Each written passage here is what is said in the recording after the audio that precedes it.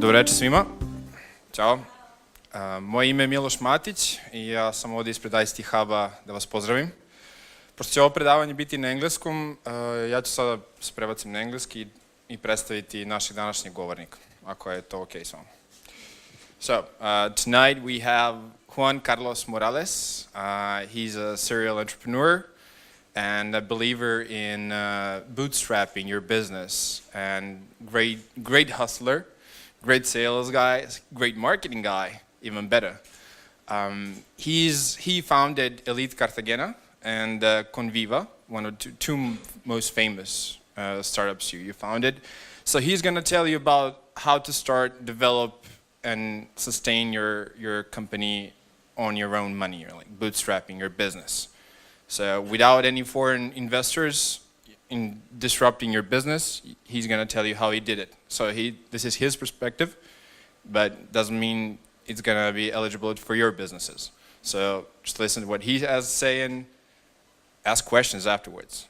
I mean, Juan, it's up to you now. Thank you. Thank you. I want you to imagine for a second that you have a little brother. His name is Little Johnny. You love Little Johnny because every time you look at him, he's full of joy, happiness, optimism. He's playful. He's honest. And Little Johnny loves you too because you're the big brother, you're the big sister. He looks up to you. One day you're in your bedroom sitting down watching TV, and Little Johnny comes running in and he says, "Big bro, big sis, can I tell you a secret?" And you say, "Of course, Little Johnny, you can tell me anything. You can trust me. I love you." He said, "Big bro, big sis, but you got to promise you won't tell mommy, because if you tell mommy, she'll get really mad at us. Little Johnny, you could trust me yesterday, today, and always. What's going on?" Little Johnny says, "Can you take me to swimming lessons twice a week?" And you go, "Little Johnny, I didn't know you were into swimming. I didn't know you loved the water that much." And he goes, "Yeah, big bro. Yeah, big sis, because when I grow up, I want to be like Michael Phelps." He looks up at you and he says, "Do you think I can be like Michael Phelps when I grow up?" And now you have to formulate an answer. But before I continue, you have to learn something about Little Johnny. Little Johnny was born, unfortunately, without his arms. Little Johnny has no arms. So now he's waiting for you to answer him. And what are you going to tell him? There's a million different things you could tell him, and that really depends on your upbringing, your perspective on the world, your outlook in life. But this little story isn't about Little Johnny. This story is about we are all Little Johnny. We all have dreams, we all have ambitions, we all have goals, but at the same time, we all have shortcomings and obstacles and things that get in the way. So what are we telling ourselves every day when we think about what we really want for the future? I want to leave that there in your minds, and the answer is within you. My name is Juan Carlos Morales. I'm a Colombian entrepreneur. First of all, I want to thank all of you. I'm blessed and humbled by the presence of everybody here today. I want to thank ICT Hub for allocating the space and the resources and making this happen. This is amazing. I hope it continues. And of course, I want to thank the Sweet CP program for the work they're doing, developing and helping the entrepreneurial ecosystem in the Balkans. I think it's very important. The name of my presentation today is Bootstrapping Your Startup, a journey from employee to entrepreneur. And what I'll do for the next 10 to 15 minutes is I'll tell you my story, how I came to be who I am today, and I'll go through every job and what I learned from it, and then we'll get into the meat and potatoes of this presentation. Okay? If at any point you have any questions, you can interrupt me, or at the end, I'll stay for one-on-one or open questions. All right. So, I was born in Colombia in 1986. I'm 33 years old. From 0 to 7, I grew up with my grandmother. We come from a very poor family. My mom and my dad, they were young folk. My mom was 21, my dad was 19. And when she got pregnant, my dad just left. And that happens often in Latin America. And so my mom had to leave when I was 1 to the United States to be a maid, to send money back to Colombia so I could have some sort of prospect for a future. 0 to 7 were amazing years, despite a couple of times that I felt bad that I didn't have any parents. But other than that, my grandmother did a great job giving me love and showing me she cared. And she kind of like overcompensated because I was the only kid in the family. I didn't have a dad and a mom. But I was very blessed and very lucky to have her. From 7 to 14, I was taken to the United States, and I lived with my mom, my new stepfather, and my new little brother, Isaac. And 7 to 14 were turbulent times, to not say anything else. I came from being a poor kid in Colombia, which is hard, but it's not that hard, to being a poor kid in New York. And that is a little bit tougher. But the real story starts at 10, because I realized that, unlike my friends, I was not going to ever go on vacation with my mom, my stepdad, and my little brother and my little sister. So I asked him one day, I said, Julio, is there a possibility you could take me to work with you? And he thought it was a great idea. So he took me to work. He was a painter, a house painter. And I started painting with the brush, then graduated to the roller, and eventually became a professional at 16, painting one apartment a day for about $80 to $100, which is good money at that age. But what you don't get is the amount of work you have to do for it. I left my house when I was 14. From 14 to 18, I worked on and off with my stepfather painting. And for me, it was a monotonous, hard, arduous work. And I knew deep down inside that I was better than a painter. No offense to anybody who paints. I mean, I did it. But I knew I was meant for bigger things. When I was 18, my buddy Leo gets a job at Time Warner Cable. Anybody ever heard of Time Warner Cable, the company? So he gets a cool job. I ask him, I plead to him. I say, Leo, please, is there a possibility that you can get me an interview? Because I'm sick and tired of painting. I just can't smell paint anymore. I feel like throwing up every day I go to work. And he says, I'm going to try my best, Juan, but you don't have an education. You don't have a diploma. It's going to be tough. But I said, try your best, Leo, and let's see what happens. I was fortunate enough to get an interview. And I was more fortunate to get the job. And my job consisted of being a part of a 200-person call center where I sold cable TV, cable internet, and cable phone for people that moved into new apartments in New York. It was a great experience because for the first time in my life, I was actually working at a real company. And I was able and exposed to corporate culture, having a boss who has a boss who has a boss who has a boss, seeing how people change in the environment in that pressure, seeing how systems work, seeing the hierarchy. I mean, all these things were very, very, very helpful for me, and I carry them in my entrepreneurial career now. But in that job is when I started feeling this little fire within me. Like, I knew I didn't come all the way from Colombia to just work for Time Warner Cable. I didn't like having a boss.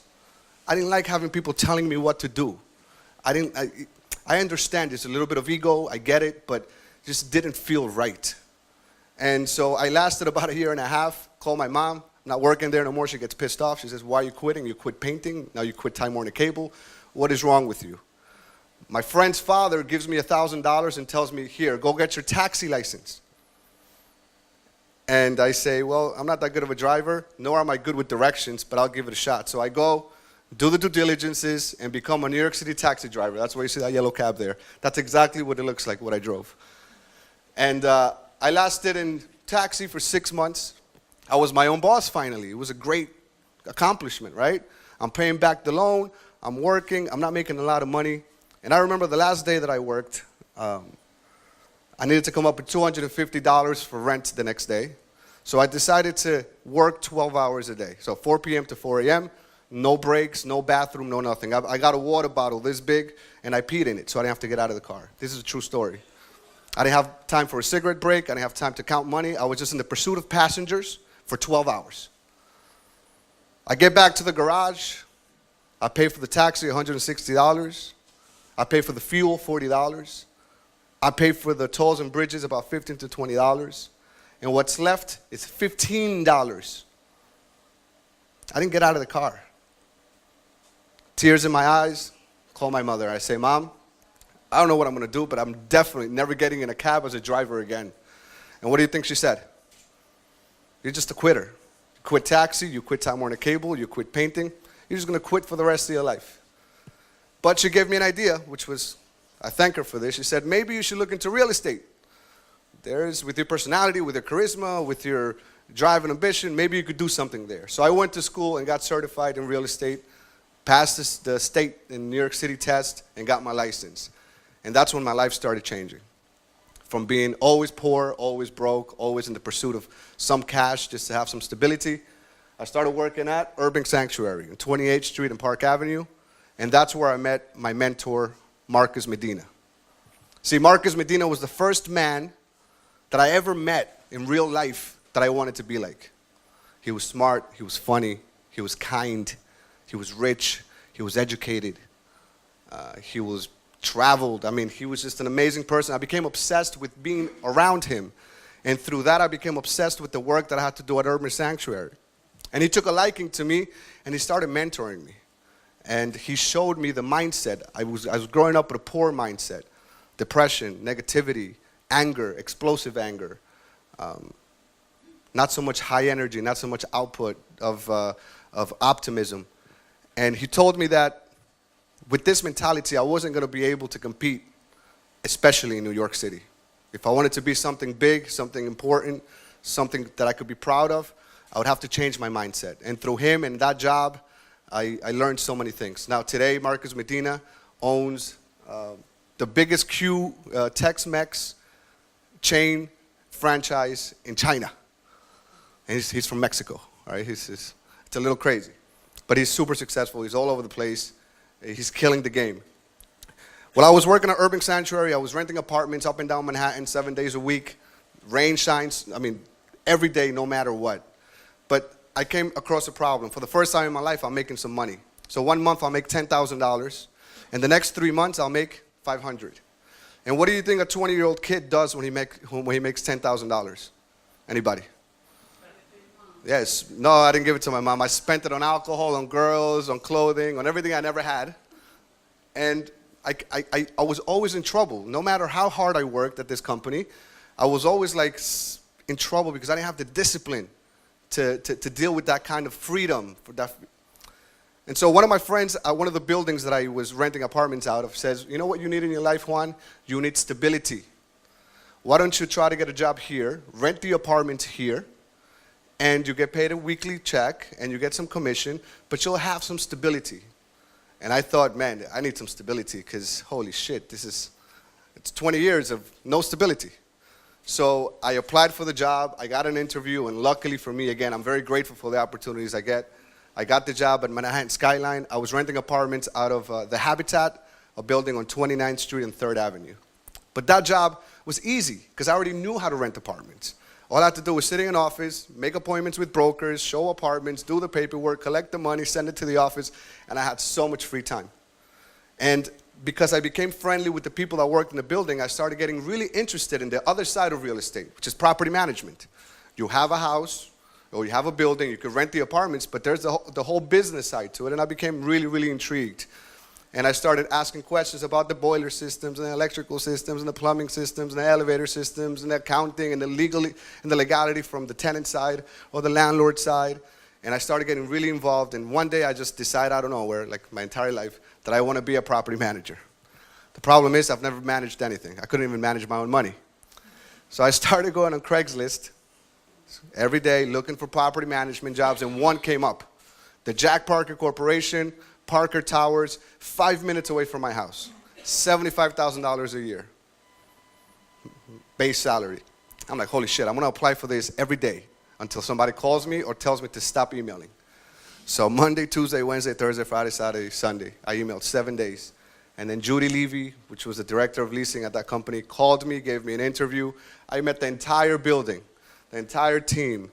It was a 5-hour interview, and again, I'm so lucky I got the position as renewal manager at the Jack Parker Corporation.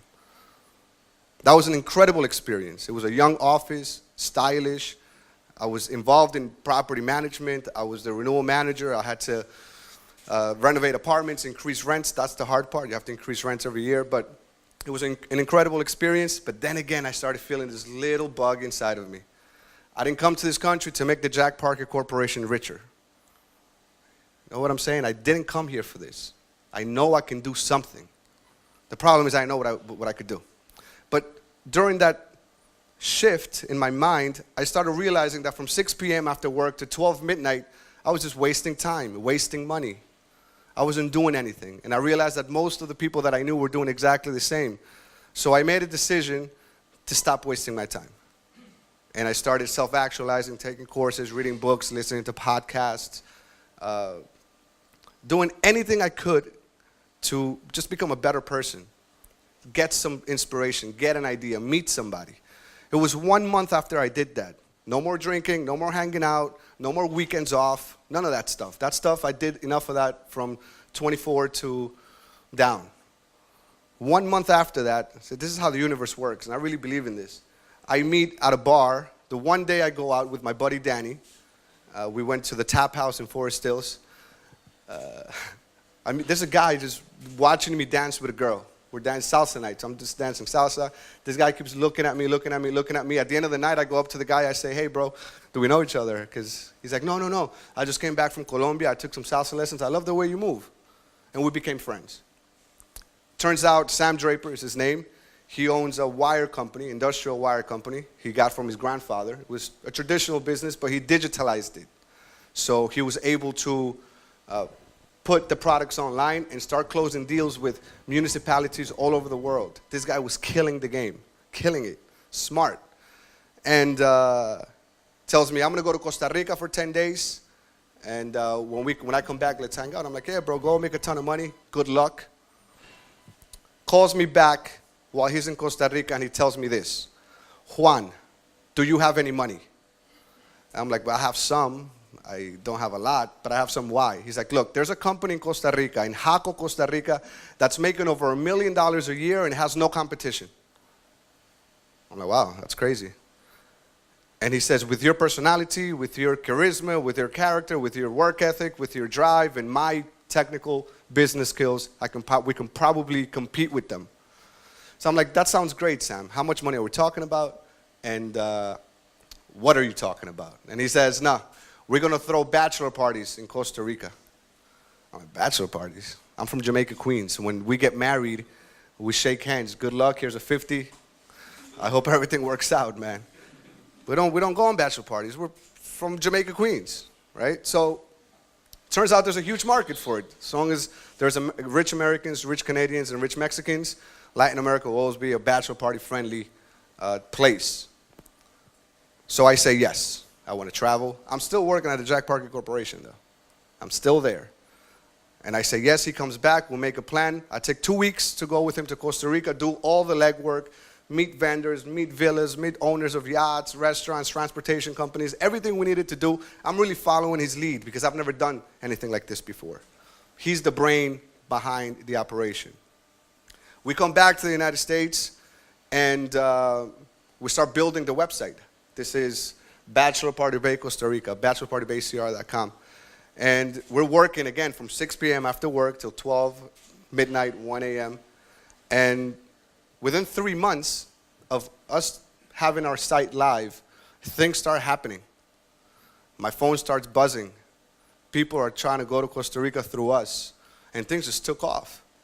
And it was an incredible experience. And I'm thinking, wow, this is crazy. Now I can quit this job and focus on Bachelor Party Bay Costa Rica with Sam. I mean, this is a great partnership. It's working. I'm going down to Costa Rica one weekend to host clients. He's going down to Costa Rica the next weekend to host clients. We're good partners. Until one day he comes and tells me, dude, I got married. My Dominican girlfriend is a Christian, and she no longer wants me to go down to Costa Rica and throw bachelor parties. So we got to sell. So we sold. I couldn't quit the Jack Parker Corporation yet. A week later, he meets up with me. He says, Juan Carlos, I don't think you should work at the Jack Parker Corporation. I think you should do this on your own. You have what it takes. Look at your own country. The perception of Colombia is changing. Americans are going more and more every year. Look at the city of Cartagena. That's where they're going. You can do this in Cartagena. You could expand in Cartagena. You could do Cartagena, Medellín, Bogotá.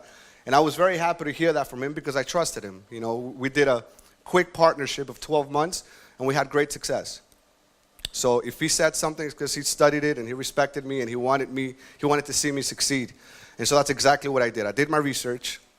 I set up a business plan. I came up with Elite Cartagena as the name, and I went running to my cousin, which is the smartest person I know other than Marcus Medina. And I pitched him. I said, dude, look, this is what I did in Costa Rica with Sam. I think I know how to do it. The investment is less than $1,000 a piece to get started. I'll go to Colombia and do all the legwork, and let's try. And he said yes. And so we started EliteCartagena.com. Unfortunately, it didn't work out as fast as it did with Sam because I'm not Sam. And there's no way you're going to learn anything in life just because someone tells you. The only way you learn is when you put in the work, when you figure it out. And about 4 months in, 3-4 months in, I'm really like depressed. I'm like, this is not working at all. We've made so many mistakes. I don't know how to do all the technical stuff. So I decided the reason why this isn't working is because I'm not putting full time on Elite Cartagena. And so I decided to quit my cushy corporate job. What do you think my mom said? She was pissed. She was sad. Even my boss, he was like, what are you doing? Like, have you made any money? I'm like, no, the reason why this isn't working is because there is no full-time employee working for this company. I'm busting my ass for Jack Parker, and they're rich already. I want to do it for myself. So I quit my job, and it was a shitstorm from my inner circle. Unfortunately for me, that wasn't the solution. That was part of the solution. But the truth was I wasn't as skilled as Sam was, so I had to learn everything from the ground. And for the first 12 months, I didn't get one client by myself with Elite Cartagena. I ran through my savings. I lost my girlfriend. She took the dog. Seriously, this is a true story. She took the dog. It was hers, but it was like my son. And then I started developing new systems, which I'll talk about, to get my first big client. And we'll talk about that in a little bit. 3 years later, Elite Cartagena takes off. You know, we're doing good business. Everything is happening. We're moving. All that pain was worth it. And I met one of my employees. She worked with me briefly. Her name is Michelle Heller. And we founded Coviva last year. April 2018, we founded Coviva. Coviva is a program for digital nomads, for remote workers, for entrepreneurs, for photographers, for influencers that want to live together in one city for 30 days. And then we have our company do a whole bunch of activities and calendar of events. So it's one city per month, one city per month. In Colombia, we're doing a franchise in Ecuador, and I'm doing it here in the Balkans. Eventually, within 2 years, I hope to be able to start a world tour where I can present Coviva as a franchise open to 80 different destinations. That's my goal. And so this is where we are today.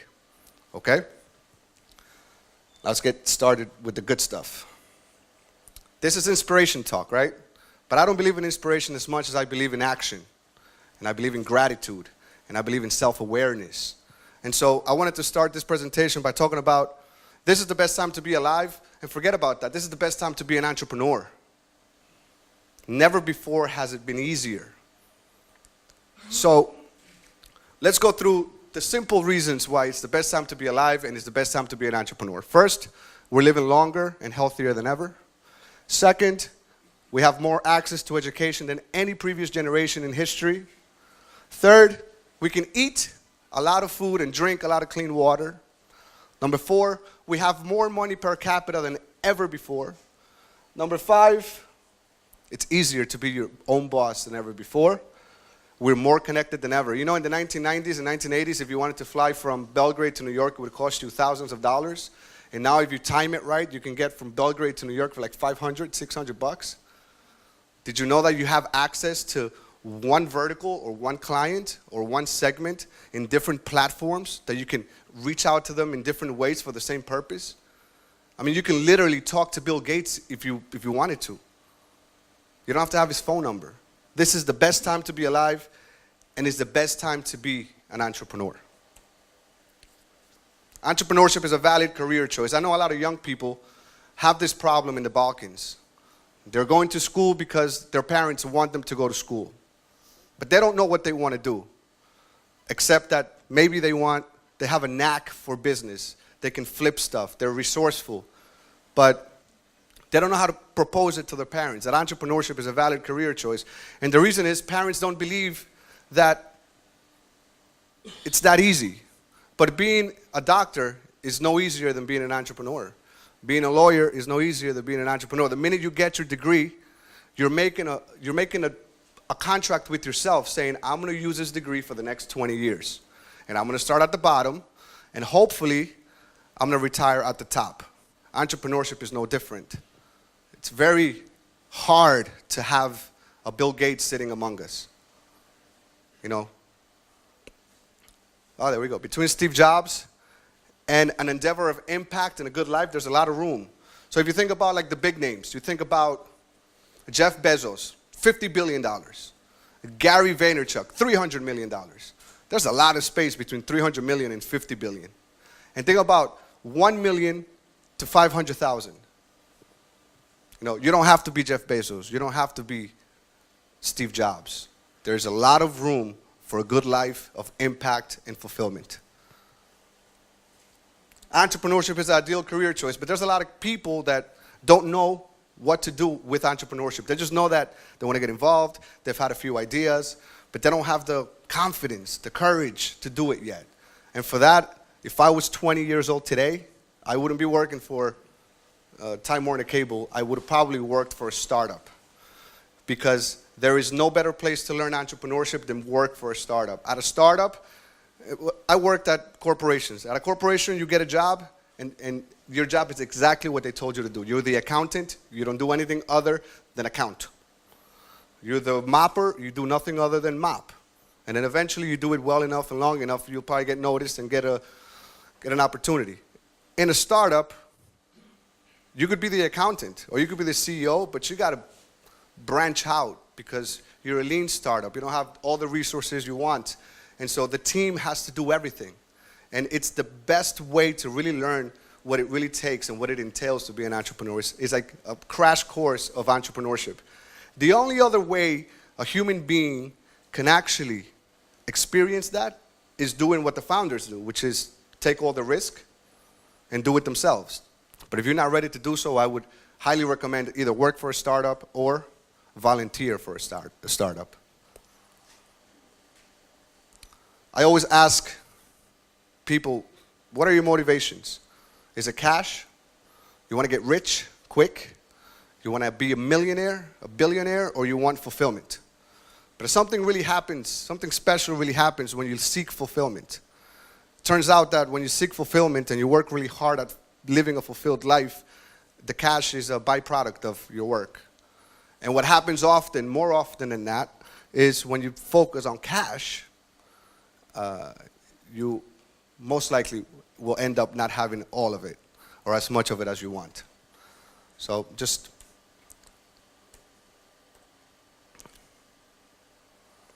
this to me is huge.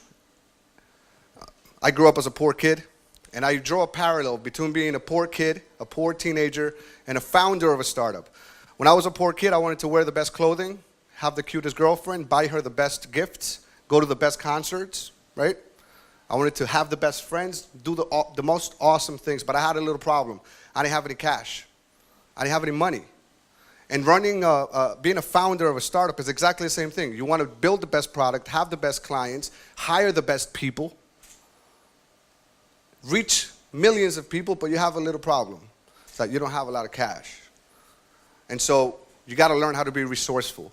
And in Colombia, this is something innate because of the lack of security given by the government. But let's just talk about the definition. Resourceful means having the ability to find a quick and clever way to overcome difficulties. But let's get a little bit deeper.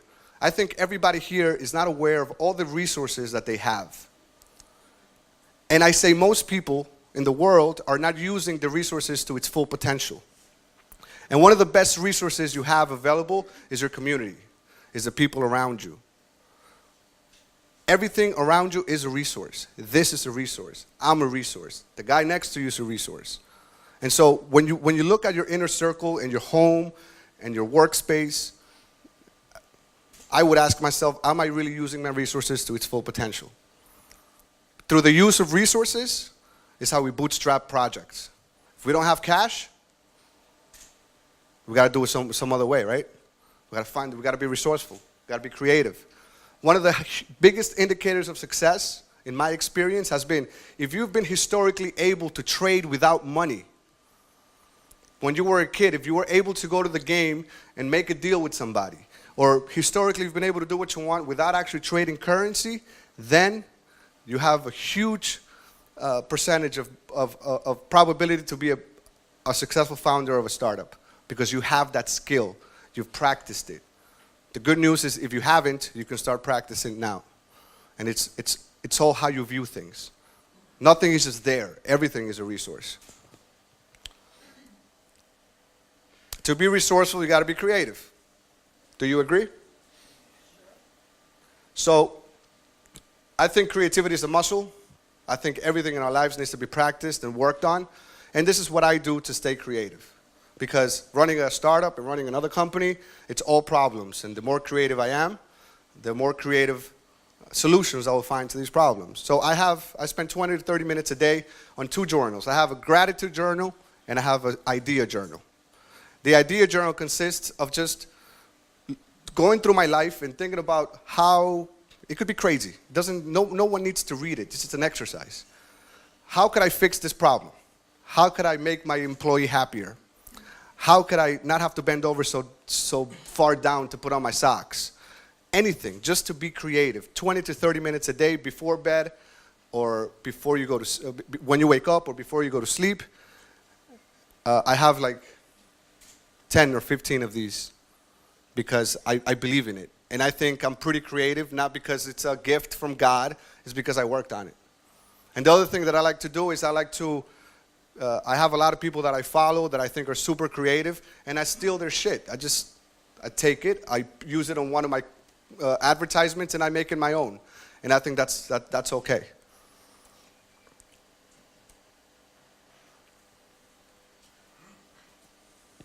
An entrepreneur is an entity. You're running a company. You're trying to build a product. You have a reputation. You're not here, none of us are here by our own means. You know, I'm standing on the shoulders of my grandmother who did everything for me. I'm standing on the shoulders of my ancestors who went through hell, like you guys, right? We're all standing on somebody's shoulders. And we can't just live our life just, yeah, it's me, whatever. No, we're an entity. And your business is an entity, it's an enterprise. And I find so many startups that don't track anything. They don't track their sales, they don't track their spending, they don't track their daily activities, they don't track the amount of work worked by the employees, they don't track, everything is up in the air. There is no real data to see, all right, I've done this for 3 months, now I analyze it and I see, oh wow, this is probably the reason why I'm failing. Oh, I did this, now I have 10,000 in the bank, maybe I should do a little bit more of that, right? And I take it a step further. I track everything I do because Juan Carlos Morales, I see myself as an entity. My companies are an entity. I'm the entity behind the enterprise. And it's a really good mindset. It's a really good exercise because if you don't track it, you can't manage it. How are you going to manage something you don't track? How are you going to remember everything? I think this is extremely important. Now we're an entity. We're entrepreneurs. We're doing big things. But things aren't working out that well, right? Anybody ever heard of Grant Cardone? Grant Cardone?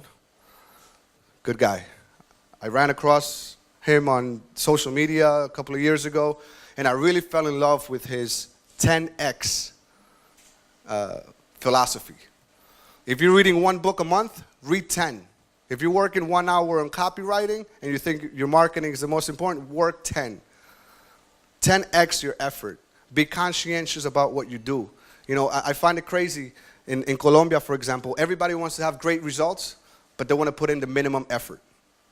But they want to be the CEO of Manhattan Chase Bank, but they want to, work 2 hours, bullshit 2 hours, and act like they're working another 2 hours.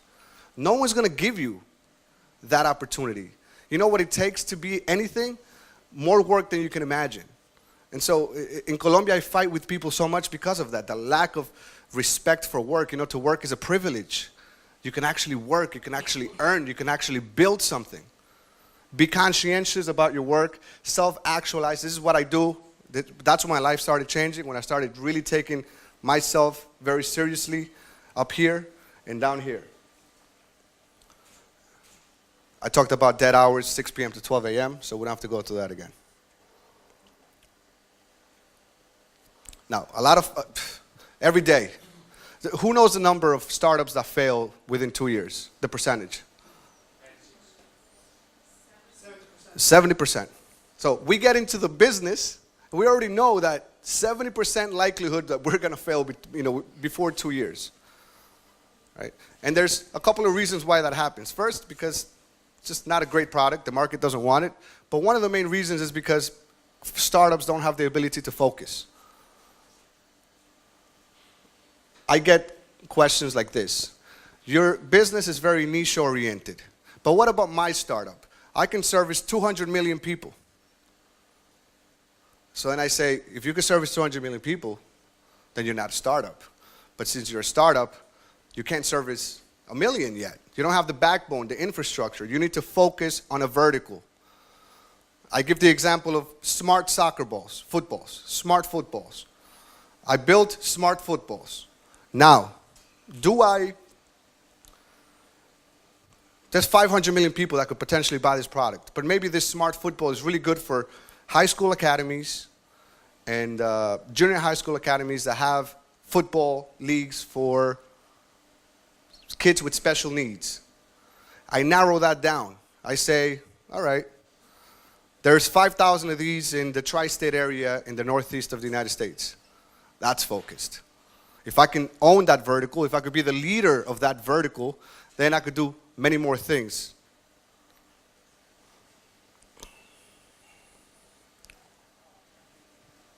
When you're the leader of a vertical, you could charge higher prices. You get to know your customer much better. You could predict what they're going to ask you and what they need because you're actually an expert in that vertical, in that specific subset of that industry.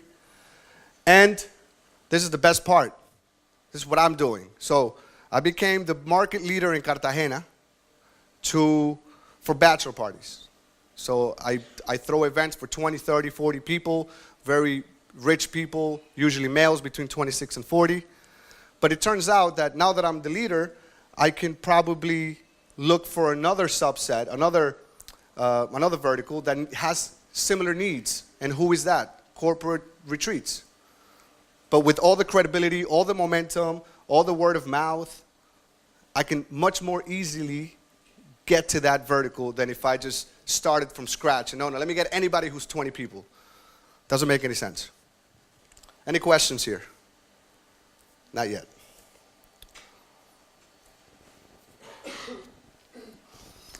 For me to, I went 12 months without having a client. I depleted all my money. It's not like I had a ton of money anyway. So the three things that I did, I did three marketing things. I did SEO. How many people here know SEO? Search engine optimization. It's very crucial. If you want to be discoverable, you got to be on SEO. I was able to get that done for free by a Serbian expert who I met through another guy at a networking event. But that's how things work. I didn't pay $1 for that. And I was probably the last on the first page of Google within 6 months. It should have been a little bit quicker, but he was doing it for free, so it worked. I use social media because it was free and because I have access to my demographic there. So social media is tricky though, because you can start social media today for your startup, but you're most likely not going to have an impact. Because who's going to follow an account that has 50 posts and 30 followers? Right? You have no social proof. So social media strategy is long-term, at least 1 year. Achieve 1,000 posts, achieve 500 to 1,000 followers, stories every day. And when I started, I didn't really know what to do exactly, so what I did is I started curating content. Who knows what curating content means? Curating content. Anybody? Well, curating is pretty much looking for the best content that I think my niche would engage with and sharing it on my accounts, right? So I was doing that to build posts, to build a few followers. I was creatively using hashtags because that's a really good way. If you can find the right hashtag, you can potentially get in front of your client or a group of people that may be your clients. And the trick with hashtags, just as a tip, is 15,000 to 1 million posts. If you use a hashtag that has more than 1 million posts, you're going to disappear. And no one's going to sit there scrolling to find you. So any hashtag within 15,000 posts to 1 million posts is good to go.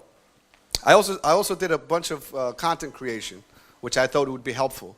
I even did a Jesus video. I had a guy, a white man with a long beard and long hair, dress up as Jesus and say on camera, My dear Americans, it's okay for you to go to Colombia. I bless you. It's okay. But it didn't work out that well. It wasn't that good. Then I started thinking about Facebook. So people are using these platforms differently. I bet most of you use Facebook and Instagram differently, don't you? For different reasons, with different motivations, right? Different emotional connection to each platform. So I started thinking of, why am I posting the exact same content on Instagram as I am doing on Facebook? It's a waste of time. It doesn't work. And depending on your niche, I don't know what industries are here today, but depending on your business, maybe LinkedIn for long format. It may be YouTube. Who's heard of the Joe Rogan podcast? Yeah, he's the man. I love that guy. You know, his podcasts are 3 hours long, and people are watching it. 3 hours. So I wouldn't post anything for 3 hours on Instagram because first I can't, and B, nobody's using it that way. It's instant.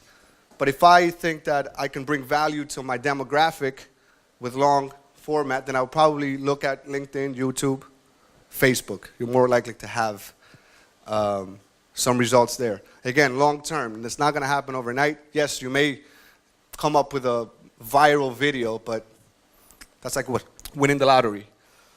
And then I started playing with paid advertisement. I didn't have any money, so I just did like $5 to just learn how to segment, learn how it works, just get my hands dirty. I just wanted to know how it actually works. I did a little bit on YouTube, I did a little bit on Facebook, and I did, no, that was it, because Instagram didn't have that capacity back then. Now I play with it a little bit more. This is where the money is. How many people go to networking events once a week? You're on fire. Love it. One more. How many people go to networking events every day? Once a month? Be honest. I just want to see. Once every 6 months? And once a year. Everybody, please. Once a year. So, I was throwing bachelor parties in Cartagena, okay? I'm talking about how I did it so that you have an idea why this was so powerful for me. I'm throwing bachelor parties in Cartagena, and most of the people that go on bachelor parties in Cartagena live in the richest cities of the United States. One of them is New York. Where do I live? New York. Where did I grow up? New York. How do I speak? Like a Colombian New Yorker, but like a New Yorker. How do I dress? Like a New Yorker. So I started realizing that one of my small competitive advantages was that the few companies that were trying to do this in Colombia were Colombian. So how would you feel as an American that has to send $30,000 to a company in Colombia? A little like, oh, what if the house isn't there? What if the guy doesn't exist? What if the boat, it's a phony, right? And so what I did is I forgot about Miami, I forgot about LA, I forgot about any other city, and I said, I'm in New York, and I'm going to focus on finding clients in New York. And because I didn't have any money, and because things were getting super tight in my life, I decided to become obsessed with networking. I went to one networking event a day, as long as there was one after 5 p.m., because I worked from 6 a.m. to 5 p.m. and everything else that I had to do for this company. And I became like professional networking events, not like party events, professional networking. And I became like super obsessed about doing it right, becoming a pro at it. And so I would go to an event, there's 40 people, it's a 2-hour event. My goal was to talk to as many people as possible, get as many business cards as possible. But here's the trick. In fact, I've never seen anybody do it, not even now. The mistake people make is, hi, how are you? Nice to meet you. They give you their business card, and you immediately give them yours. Then you talk for 3 minutes, they talk to another 100 people, and guess what? They forgot about you. I wanted to be memorable. And so my whole philosophy was, I'm going to get your business card, I'm going to keep it in my hand with my pen, I'm going to try to write notes about you, if I can, on the business card. I'm going to try to add value. I'm going to try to get value from you. I'm going to try to see how we connect. And at the end, I'm going to say, wait, before you go, here's my business card. And I would write something memorable that happened on it. Like if I spilled a drink on my shirt, it happened once. That's why I keep saying this in every speech. I would write, the guy who spilled his drink on his shirt, laughing out loud. And if nothing memorable happened, then the least that you could do is write, we met at this bar on this date. But just that little thing had such an impact. Like I want to be memorable. I still want to be memorable. I want you to remember these three names: Juan Carlos Morales, Coviva, and Elite Cartagena. So I'm willing to do things that most people aren't willing to do. And that's such a little thing. That's such a great impact. The work doesn't end there, though. Because networking is about what? Come on, speak up. Connecting. Building a connection with a human being. And how do you build connections with human beings? You're reaching out to them, right? And I devised a system where I would reach out to people once a month, minimum, but always with purpose, and not always in the same manner. Because if I reach out, I meet you today, and I reach out for you in 3 months consecutively, and all I'm saying is, hey, what's up, how's life? After the second month, you'll be like, life is good, and if it was bad, I wouldn't tell you anyways, right? There's no connection. We're not doing anything, right? So that up in the air texting with no purpose doesn't work. So what I would do is I would text something with a plan, with a motive. Either I want to have a drink with you, either I want to go on a date with you, either I want to talk about a business idea, either I want you to see this project that I'm doing and get your feedback, something. And if I texted you last month, this time I'll call you. And if I came across a nice article related to your industry, because I have everything on a spreadsheet, that's how I went through it. Then I'll send you an email saying, hey, bro, I just saw this article, may be useful for you, hope everything is well, let's connect, I'm free on Tuesday. See, that level of intensity, I'm tired of the up-in-the-air texts. I mean, I can't deal with it. Nothing productive comes from that. And so networking, this is where the money is. This is how I met through a friend from one of these events, a friend of a friend. I got my biggest vendor in Cartagena, and in the same manner, I got my first big client. And everything changed after that. What do you think is another reason startups fail?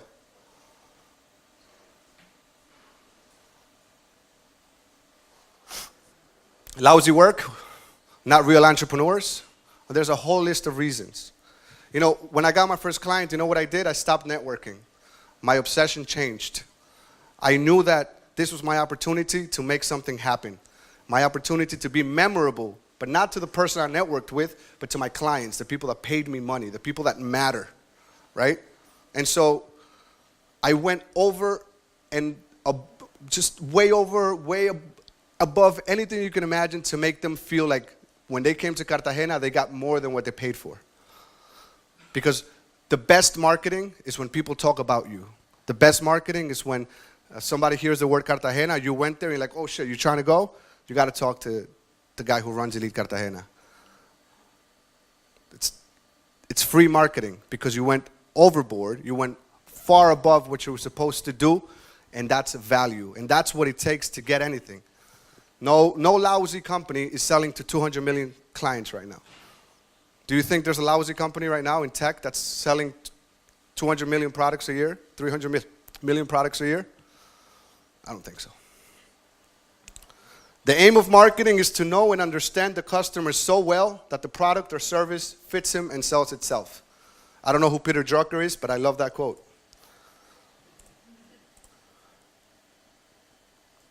I'm going to talk about 5 minutes about mindset. We're almost done. My mindset is this. This is how I live my life. There is a million ways to do anything. A million.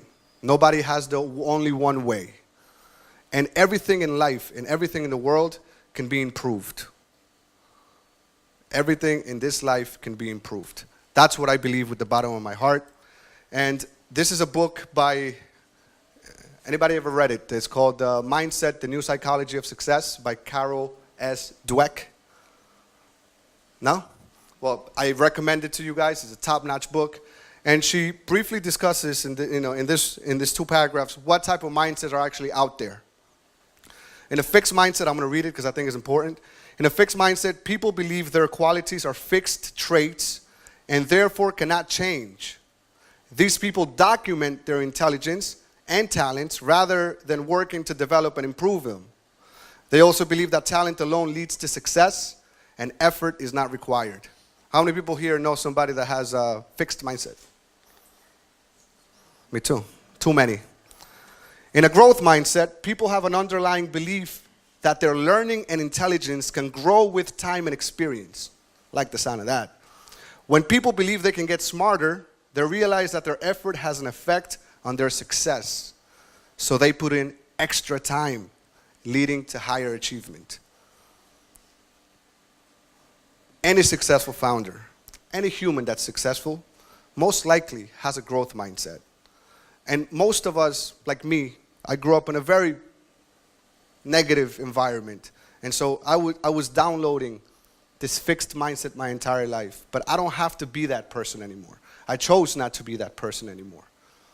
And you can develop a growth mindset.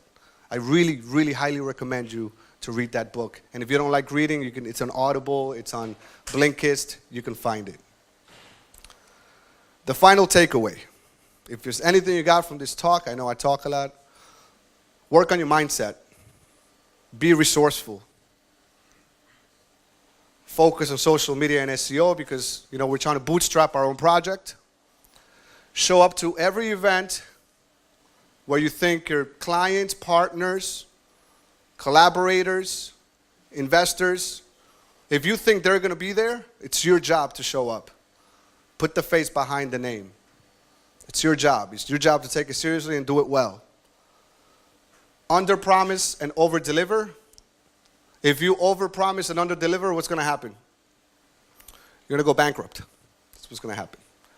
And stay focused. Do not take a shotgun approach and try to hit every single person in the market because it's just not going to happen. If you don't have the means and the resources, the money to have a full marketing strategy, the best thing that you can do, which is what I did, is stay extremely focused. Not look sideways, not look backwards. I chose this vertical, and I'm seeing it through to the end. And just so you know, bootstrapping to me means I'm doing this project. It would be great to have an investor. It would be great to have a great loan at a great interest rate. But if I don't get it, I'm going to do it anyways. That's what it means to me. Who remembers here little Johnny? Well, turns out little Johnny grew up to be a Special Olympics swimmer. Turns out that a Colombian kid from a poor background with no education is living his dream, has the freedom he wants, and I'm not the most sophisticated or the smartest person in the world. And so if little Johnny can achieve, I can do this, then everybody here can do it as well. That's my talk. Thank you very much.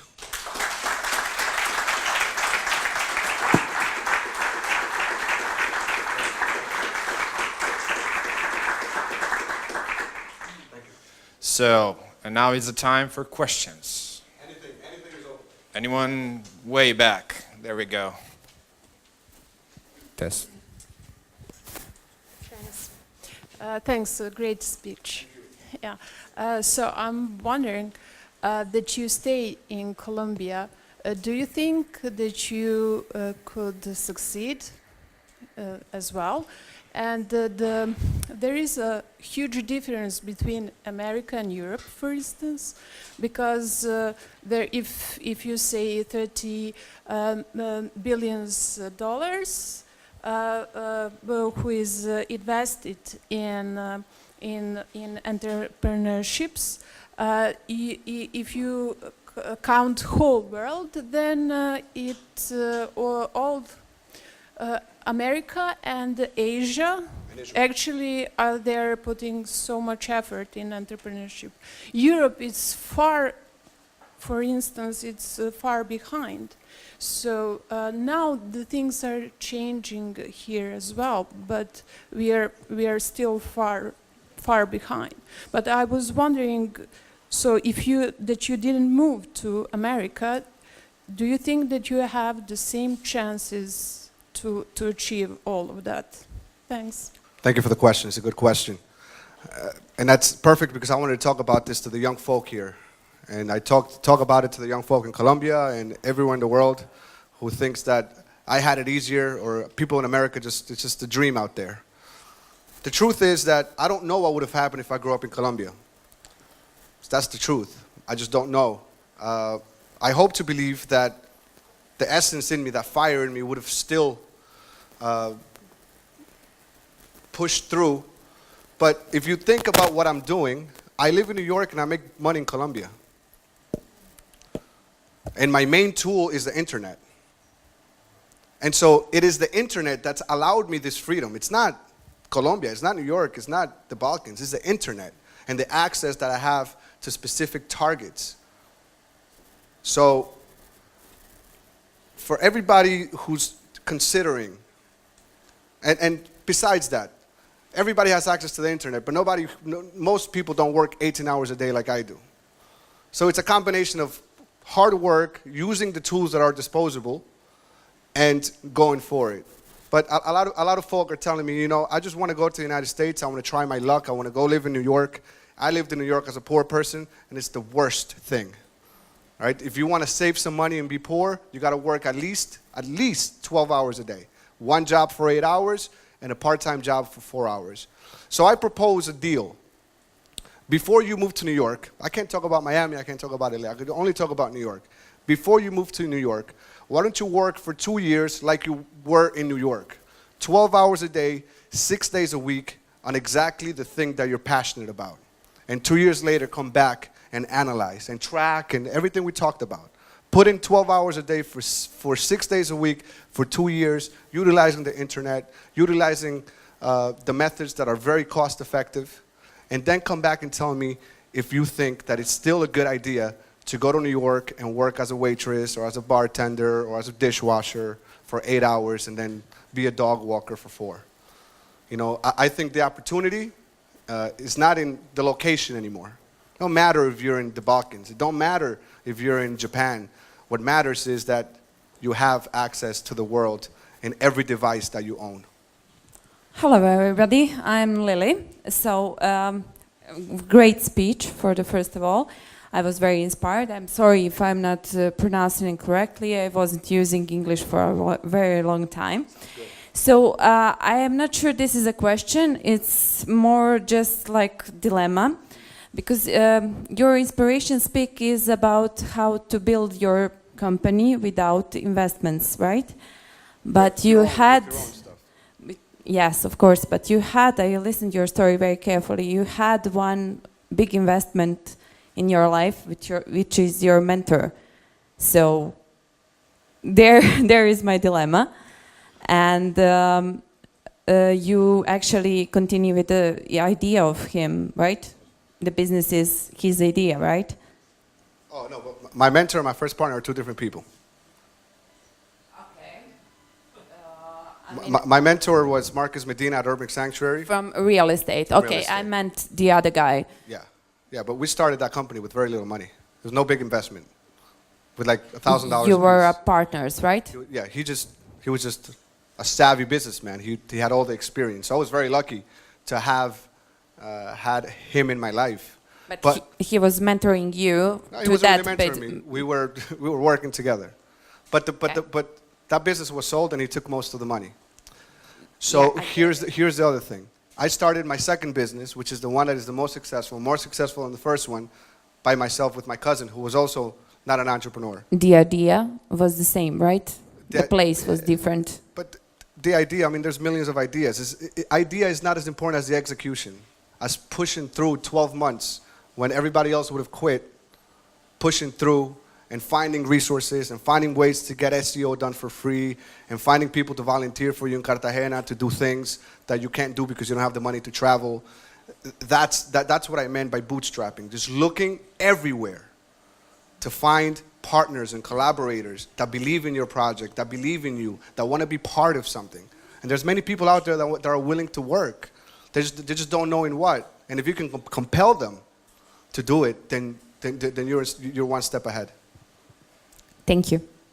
Well, first of all, thank you for this great talk. Thank you. And I want to ask you, you mentioned we should take note of everything we do, of everything, which goes into production process or whatever we do.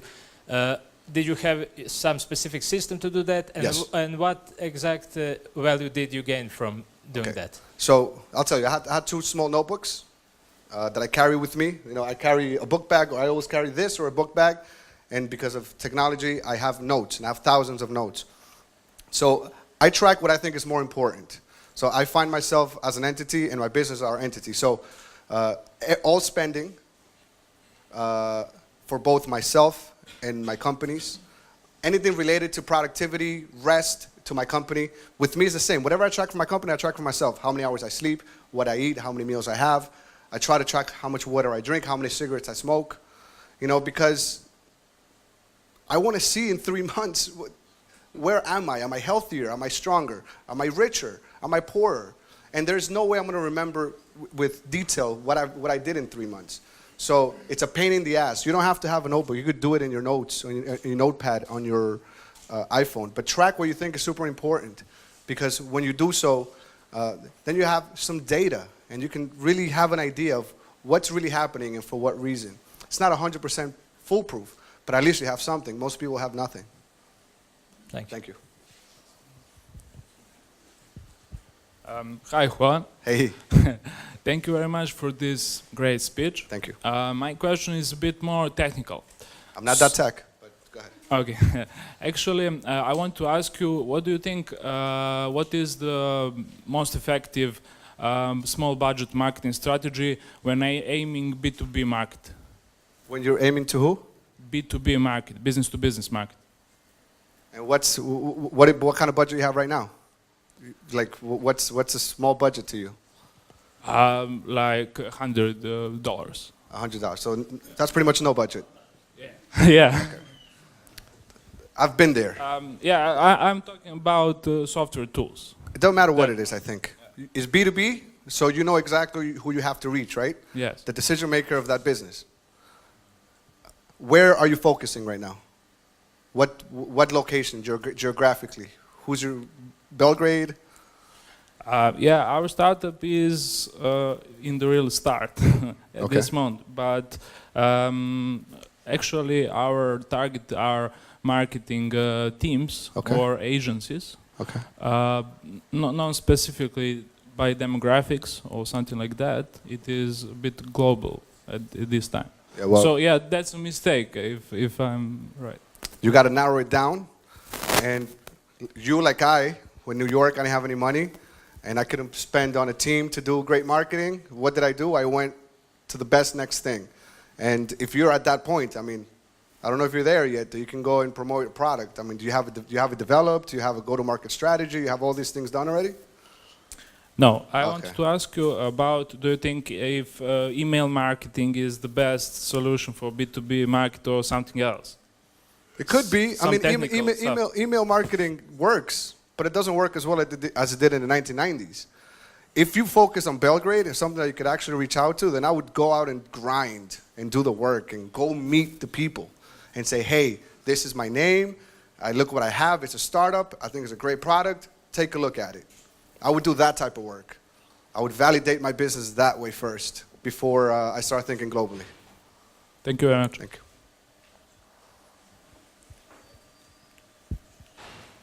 Hi, Juan. My name is Uroš. Hey. Thank you for the great speech today. Thank you. I have one informal question. Yes, of you course. have mentioned that you have danced salsa at Yes. some party. Did you visit salsa parties here in Belgrade? I did. Did you like it? Let me tell you something. I was highly impressed. I was so impressed. So I live on Resavska, you know the street? So there's a place called Lotrek, a block away from my building. And I was walking down to the pizza shop, Big Pizza. You heard about it, of course. I'm walking down to Big Pizza, and I hear like salsa booming. So I'm like, forget the pizza, I'm going to come in here. I go there, and everybody's dancing like they're pros, like they're Cuban. It's so crazy. It was packed. And everybody's doing the twirls. And I didn't dance. I was like, nah, I don't know how to dance like that. Colombians, we dance very differently. But I was impressed. Yeah, it was good. I have to go to Havana here. Thank you. Hello, Juan. Hey, bud. How did you ask Mark to be your mentor? I think many of those people are too busy today, and how he get time for you? I didn't ask him. That's the truth. I didn't ask him. But I showed him that I was I was a worthy mentee because I worked harder than everybody in that office. And I made less money because I just started. And so he was able to pick up on my effort. You know, me, for example, if somebody wants me to help them, it's an investment too, right? I want to help as many people as possible, but if we go through something together, we make a plan, I take my time, and then you fuck off and you just don't do anything, I'm not going to want to be your mentor. I'm not going to want to help you because it's just a waste of time. So these are just simple social dynamics. He saw that I was working my ass off, you know, with fucked up shoes, like in the winter. Like, it didn't matter. I didn't care. I was obsessed with being around him, and I was obsessed with finally getting out of my situation. I was sick and tired of being in that situation. Thank you. Hi, thank you very much for the speech. Amazing. I've heard many, many speeches, including Grant Cardone, but you're really on the top. I really liked it. I appreciate that so much. So, yeah. So what I really wanted to know is there anything that you're doing in, you know, Serbia business-wise? Or, Yes. I would really like to know what Yes, are your yes, current yes, yes. activities. This is why I'm here. You can share. I am, remember I talked about Coviva, a digital nomad program, retreat for 30 days. So what we have done in Colombia, we started in April, so it's a brand new startup, and we've already been successful in 4 cities in Colombia. We have a potential franchisee in Ecuador who's in the co-working space. He has his own co-working spaces. He's the leader of Airbnb over there, top-notch guy. We're working on that, and I want to bring the programs here. So I'm testing Belgrade versus Skopje versus Tirana for October of 2019, hopefully, and see what happens, you know, see which of the 3 have more of an impact to my target, and then choose one for that date or a couple of months later. But ideally, what I want to do is, I want to, like I said before, I want to prove success in the Balkans, prove more success in Colombia, prove success in Ecuador, and so I can go around the world and start going to the cities that I want to be in and start looking for franchisees, because it'll be open as a franchise. Brilliant. Is there Thank anything we can do to help? Of course, we can talk, for sure, Cool. 100%. Thank you. This is subtle hustle. Yeah, no, that's great. I like that. I like that. Good job. More questions? Come on, guys. I got 1 or 2 more in me. No, I'm just kidding. Okay, if there's you. no more questions, I just want to wrap up and say what had the greatest impression on me. I had a couple things written down. So I saw 3 points that you point out. Focus, networking, and the last one would probably be working full-time. Track data, sorry. Track data. So Yes, yes. the three points for me. And I think that the beginning of everything is networking. Something like events like this, where you can sit down, maybe after the meet, you can talk to other people, see what they're doing, and see if there are business opportunities for you, for collaboration. So regarding that, ICT Hub will probably continue organizing similar talks in the future, possibly once a month. So stay tuned, and we're gonna have some new inspiration meetup really soon coming to you. So again, thank you for your time. You have a question? Yes. I wanted to share one thought. You talked about tracking data, and you mentioned it again. I do that also, and I'm building an app. I'm building an app for myself. I didn't know anybody else doing that.